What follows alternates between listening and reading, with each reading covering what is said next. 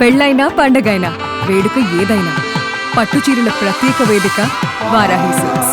నమస్తే, welcome to it's you TV. నేను మీ సాయి. మేడారం జాతరలో కోవా బన్ ఇష్యూ చాలా సెన్సేషన్ క్రియేట్ చేసింది. కోవా బన్లో పురుగులు ఉన్నట్టు, కల్తీ ఉన్నట్లు ఇవన్నీ కూడా ప్రముఖ ఒక ఛానల్ యాంకర్కి సంబంధించి మొత్తం సెన్సేషన్ మాటలు కూడా మాట్లాడడం జరిగింది. అందులో చూస్తే ఆ అబ్బాయిని మొత్తం కూడా రౌండప్ చేసి, ఒక్కసారి మనం చూసుకోవచ్చు, ఆ అబ్బాయిని మొత్తం కూడా రౌండప్ చేసి, నువ్వు ఎక్కడి నుంచి వచ్చావు, ఏం చేస్తావు, నీ ఆధార్ కార్డు ఎక్కడ, నీ ఊరు ఎక్కడ, ఆధార్ కార్డు లేకుండా ఇక్కడికి ఎలా వస్తావు, అసలు నీ ప్రూఫ్ ఏంటి, ఇక్కడికి ఎవడు పర్మిషన్ ఇచ్చాడు, ఇవన్నీ మాట్లాడి ఆ అబ్బాయికి 3 చెరువులు నీళ్ళు తాగిచ్చారు అతనికి ఆ రోజు. చివరికి చూస్తే అతను కర్నూలుకి సంబంధించిన వ్యక్తి. ఆయన వ్యాపారం అది, పొట్టకూటి కోసం, జీవనాధారం కోసం ఆయన బన్నులు అమ్ముకొని వాళ్ళ కుటుంబాన్ని పోషిస్తూ ఉంటాడు. ఇప్పుడు కాదు, ఎప్పటి నుంచో ఆయన వ్యాపారం అది. ఆయన చేసుకొని పిల్లల్ని పోషించుకుంటూ, ఇంట్లో అందరినీ చూసుకుంటూ, ఇవన్నీ ఆయన చేసుకునే వృత్తి. దాన్ని పట్టుకొని నువ్వు ఎందుకు వచ్చావు, ఎక్కడికి వచ్చావు, ఏం చేస్తున్నావు, ఎవరిని చంపుదామని వచ్చావు, ఇవన్నీ మాటలు. ఒకసారి ఇక్కడ చూసుకుంటే చూడండి ఎంతమంది మాట్లాడుతున్నారు చూడండి.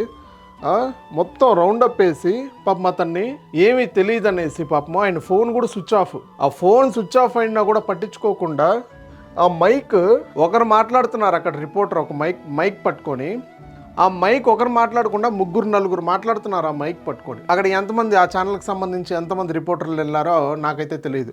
సో ఈయనకి సంబంధించి చూసుకుంటే ఈయన ఎవరో కూడా ఇంతవరకు మీడియాలో చూడలేదు. ఇదండి, ఇతను ఎవరో కూడా మీడియాలో ఇంతవరకు మేము చూడలేదు. ఇతను ఎవరో కూడా ఇంతవరకు తెలియదు. ఇతను మైక్ పట్టుకొని అంటాడు, ఎవరిని చంపేకొస్తావు, ఎవరిని బెదిరిస్తావు, రా స్టేషన్కి పోదాం, ఇక్కడే మొత్తం రౌండ్ చేసి అందరూ సర్కిల్ చేసుకొని ఇక్కడే నిలబడితే ఆటోమేటిక్గా అందరూ పోలీసు వాళ్ళు కూడా కదిలొస్తారు, ఇక్కడే తెలుసుకుందాం, ఏదున్నా మొత్తం ట్రాఫిక్ జామ్ చేస్తాం. సాధారణ బన్ను అమ్ముకునే వ్యక్తి అతను. ఆయన ఏం పాపం చేశాడు? నీకు మైక్ పట్టుకునేదానికి అర్హత అన్నా ఉందా? అసలు దీనికి ఇది నీకు సంబంధం అన్నా ఉందా? ఏదో కెమెరా కనిపిస్తే ముందు వచ్చి మాట్లాడేసావు, కానీ ఇప్పుడు ఎక్కడ కనిపించట్లేదు. నువ్వు ఎక్కడ సోషల్ మీడియాలో వచ్చి స్పందించాలి కదా, అన్యాయం జరుగుతూ ఉంటే. నువ్వు ఆ రోజు గొంతు చించుకొని మాట్లాడినావు కదా, ఈ రోజు వచ్చి స్పందించాలి కదా. నువ్వు ఎక్కడ కనపడట్లేదు, నువ్వు ఎక్కడికి వెళ్ళిపోయినావు? పాపం ఆయన చెప్తా ఉన్నాడు, మా జీవనాధారం ఇది, సో మేము ఇంట్లో తయారు చేసుకుంటాము, పాలు, చక్కెర ఇవన్నీ వేసి కూడా హోమ్ మేడ్ చేసుకునేది మేము అని చెప్పి క్లియర్గా చెప్తా ఉన్నాడు. సో నువ్వు ఎక్కడి నుంచి వచ్చావు, ముస్లిము, మత విద్వేషాలు రెచ్చగొట్టడానికి ఇవన్నీ కూడా. మేడారం జాతరలో అక్కడ ఏదన్నా పొరపాటున ఏదన్నా జరుగుంటే అసలు ఊహించను కూడా కష్టం. పోనీ యాంకర్ ముస్లిమ్స్ కట్టిన చార్మినార్కి వెళ్తాడు, చూస్తావు చార్మినార్ ముస్లిమ్స్ కట్టిందే కదా, అది కూడా నువ్వు చూడొద్దు, ఎందుకు చూస్తావు? కళ్ళు ఇట్లా పెట్టుకో, చూడకు. సో అలాంటిదే మేడారం జాతరలో వాళ్ళు బతుకు తెరువు కోసం వస్తారు, అమ్ముకుంటారు, వాళ్ళ జీవనాధారం వాళ్ళు పెంచి పోషించుకుంటూ ఉంటారు. ఇంట్లో పిల్లలందరినీ కూడా వాళ్ళకి డబ్బులు రావాలా, బండులన్నీ ఎత్తి కింద చల్లేసి మొత్తం అక్కడ ఒక భయంకరమైన వాతావరణం క్రియేట్ చేసినారు అక్కడ. అది దేనికి సంబంధించో అసలు దీని వెనక ఎవరున్నారో అర్థం కావట్లేదు. ఇప్పుడు ఏమైంది? సరే నువ్వు చేసావు, ఫుడ్ సేఫ్టీ తిని పాడైపోతా ఉన్నారని చెప్పి నువ్వు చేసావు, ఏమన్నా అయిందా? ఒక్క ప్రూఫ్ చూపి, ఒక్క ప్రూఫ్. ఇట్లా బన్ను తిని హెల్త్ బాగాలేకుండా హాస్పిటల్లో జాయిన్ అయిన వాళ్ళతో ఒక్క ప్రూఫ్ చూపి మీరేం చెప్తే అది చేస్తాం. ఒక ప్రూఫ్ లేకుండా మైక్ ఎత్తుకొని పోయేసి, నేను రిపోర్టర్నే, నేను కూడా వెళ్తూ ఉంటాను, ఒక మైక్ ఎత్తుకొని పోయేసి ఇట్లా పెట్టేసి నీ ఇష్టానుసారం అడిగేసి ఆధార్ కార్డు ఏడా, నువ్వు ముస్లిమ్స్, పాకిస్తాను ఇవన్నీ మాట్లాడేసి మనసు చచ్చిపోయినదా అతనికి?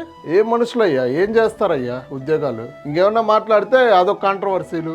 ప్రతి ఒక్కరు స్పందిస్తూ ఉన్నారు చేసిన తప్పు అనేసి. ఒకసారి ఆయన ముఖం కూడా చూసుకోవచ్చు, పాపం ఎంత అమాయకంగా ఉన్నాడు పాపం. చూస్తే తెలీదా, ఆయన మాటలో తెలీదా మీరు ఎంతమంది గ్రూప్ వచ్చారు, ఎంతమంది ఏం చేస్తున్నారు, పిల్లల ప్రాణాలతో ఆడుకుంటారా, ఇవన్నీ మాటలు. దీనికి సంబంధించి నాగబాబు గారు కూడా, జనసేనకు సంబంధించి నాగబాబు గారు కూడా స్పందించారు, వచ్చి కలిశారు, మాట్లాడారు. నారా లోకేష్ గారు కూడా వీడియో పెట్టడం జరిగింది, ఖచ్చితంగా నీ కోవా బన్ను నేను టేస్ట్ చేయాలి, ఖచ్చితంగా కలుస్తానని కూడా పెట్టడం జరిగింది. వాళ్ళందరూ ఊరికే పెట్టరు కదా, నీకు ఏం రైట్స్ ఉన్నాయనేసి వాళ్ళ దగ్గర పోయి చేస్తాను. పట్టుకో అయ్యా, బండ్లు అమ్మేటోడిని పట్టుకో అయ్యా. నువ్వు బండ్లు అమ్మేటోడు పెద్ద పెద్ద కంపెనీలు ఉంటాయి, వాళ్ళని పట్టుకో.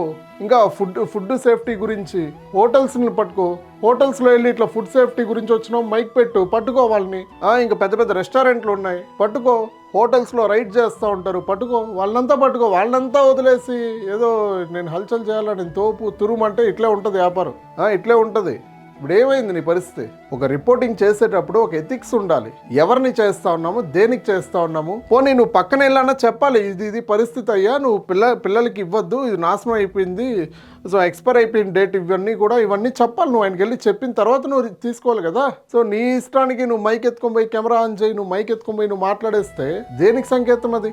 ఎవరికి మెసేజ్ ఇస్తున్నావు? వాళ్ళ ఊర్లో వాళ్ళందరూ కూడా రెస్పాండ్ అవ్వడం జరిగింది దీని గురించి. వాళ్ళందరూ కూడా రెస్పాండ్ అవ్వడం జరిగింది దీని గురించి. చూడండి, మీరు అన్నారు కదా పిల్లలకి తినిపి అన్నారు కదా, వాళ్ళ పిల్లలే తింటున్నారు ప్రూఫ్. పోనీ నువ్వు తిన్నావా అక్కడ? సరే ఆయన తినమన్నారు, ఆయన తిన్నాడు, వాళ్ళ పిల్లలు తింటా ఉన్నారు. మీరు తిన్నారు అక్కడ? ఏమైంది లాస్ట్కి? కల్తీ అన్నారు. అక్కడ ఏమేమి జరుగుతూ ఉంది, ఎట్లా ప్రిపేర్ చేస్తా ఉన్నారు కోవా అనేది కూడా క్లియర్గా చూపించినారు. వాళ్ళ ఊర్లో వాళ్ళందరూ కూడా చెప్తా ఉన్నారు ఎప్పటి నుంచో వీళ్ళ జీవనాధారం అని చెప్పి.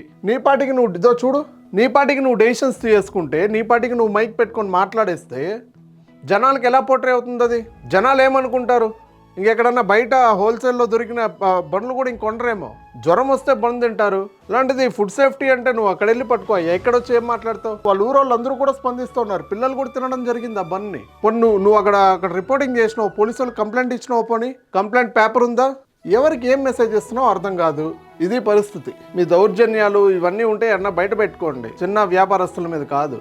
ఇట్లాంటివి ఏమన్నా ముందు జరిగేటప్పుడు ముందు అఫీషియల్స్కి ఇన్ఫార్మ్ చేయి, ఇది జరుగుతూ ఉంది, ఇవన్నీ హానికరం అని చెప్పి, ఎక్స్పైర్ డేట్ లేదు, ఎట్లా తీసి అమ్ముతారు, ఇవన్నీ కూడా అఫీషియల్స్కి ఇన్ఫార్మ్ చేయి, పోలీసు వాళ్ళకి ఇన్ఫార్మ్ చేయి, వాళ్ళు చూసుకుంటారు. సో మా సైడ్ నుంచి ఒక విన్నపం, ఇట్లాంటివి ఏమన్నా ముందు జరిగేటప్పుడు ముందుగా ఎవరైతే అక్కడ హైయర్ అఫీషియల్స్ ఉంటారో వాళ్ళకి ఇన్ఫార్మ్ చేయండి. సో పైన పెద్ద హోటల్స్లో వాళ్ళ మీద పట్టుకోండి. చిన్న వ్యాపారుల మీద దాడి చేస్తే ఒప్పుకునే ప్రసక్తే లేదు, గుర్తుపెట్టుకోండి. సో గవర్నమెంట్ కూడా మా విన్నపం, సో ఇట్లాంటివి ఏమన్నా జరిగేటప్పుడు ఫస్ట్ మీ దృష్టికి వచ్చిన తర్వాత మీరు యాక్షన్ తీసుకోవడం చాలా బెటర్ అని మేము అనుకుంటున్నాం.